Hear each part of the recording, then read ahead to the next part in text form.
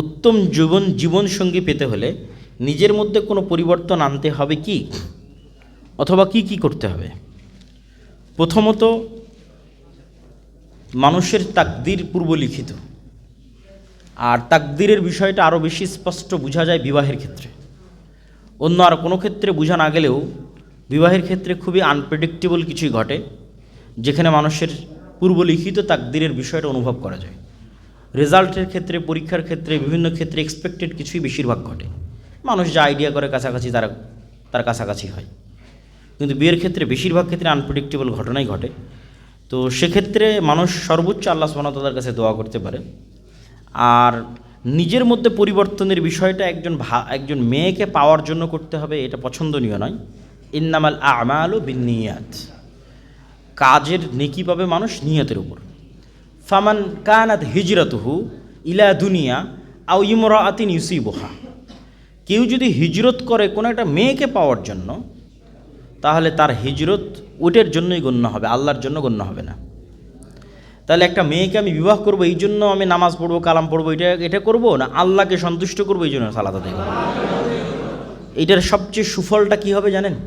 এটার সবচেয়ে সুফল হবে, পৃথিবীতে কোনো কাজই যখন মানুষকে পাওয়ার জন্য, মানুষকে সন্তুষ্ট করার জন্য করবেন, ওয়াল্লাহি আল্লাহর কসম, কোনো দিন মানুষকে সন্তুষ্ট করতে পারবেন না।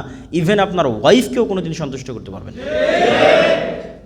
তখন আপনি কি হবেন? হতাশ হয়ে যাবেন।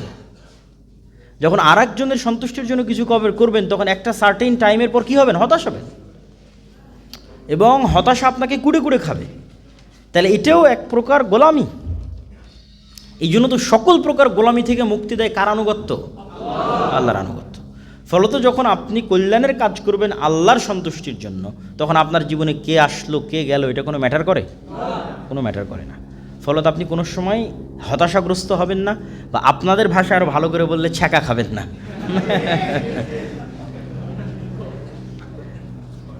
রাগের বশে আমি এক আপুর কিছু ব্যবহারের জিনিস নষ্ট করেছিলাম। যখন সে আপু অনেক কান্নাকাটি করার পর আমার অনুশোচনা হয়, আল্লাহর কাছে ক্ষমা চেয়েছি, কিন্তু ওই আপুর কাছে ক্ষমা চাইনি। যেহেতু মানুষের সাথে সম্পৃক্ত, সেহেতু মানুষের কাছে ক্ষমা চাইতেই হবে। বিয়ে করার উপযুক্ত সময় কখন? বিয়ে করার উপযুক্ত সময় যখন সে বিবাহের যোগ্য। দুইটা মতবাদেরই আমি বিরুদ্ধে। একদল মানুষ আছে এই মতবাদের প্রচারক, এখনই 15, 16, 17, 18, 19, 20 এই বয়সে বিয়ে করে ফেলতে হবে। তো পিতা যদি দায়িত্ব নেয় সেটা ভিন্ন কথা। পিতা যখন দায়িত্ব নিচ্ছে না আর তার বিবাহের যোগ্যতা নাই, তখন বিবাহ করাটাও একটা ফিতনা। কেন ফিতনা? তখন আর একজনের অধিকার সে নষ্ট করছে। একজন মেয়েকে তার অধিকার সে দিতে পারছে না। এটা অনেক বড় অপরাধ, যেটা আজকে আমরা আলোচনা করেছি। এটা ইনজাস্টিস, অন্যায়। তাহলে একজন মেয়েকে, স্ত্রীকে তার অধিকার দেওয়ার মতো যোগ্যতা থাকতে হবে, তথা তার বাড়ি, তার মাথার উপর ছাদ দেওয়ার যোগ্যতা থাকতে হবে, তার মুখে খাবার তুলে দেওয়ার যোগ্যতা থাকতে হবে। তবে তার মানে এই নয় যে একদম কোটিপতি হয়ে এস্টাবলিশড হয়েই হতে হবে, এইটা নয়। একটা ন্যূনতম যোগ্যতা, যেই যোগ্যতা একজন মানুষ পার হয়, এবং ওই ধরনেরই সে কম এক্সপেক্ট করে, এরকম যে নারী যারা অল্পে সন্তুষ্ট, তাহলে কখনোই সে ডিস্টার্বড হবে না তার ফুল লাইফে। অল্পে সন্তুষ্ট মেয়েকেই খুঁজে নিয়ে আসতে হবে। অল্পে সন্তুষ্ট মেয়ে যখন তার জীবনে আসবে, তখন তার স্বাভাবিক যে সামর্থ্য আছে, এই সামর্থ্যের মধ্যে শান্তির ভিত্তিতে তার জীবন পার হয়ে যাবে। আর ওই যোগ্যতা অর্জন করাটাই বিবাহের বয়স।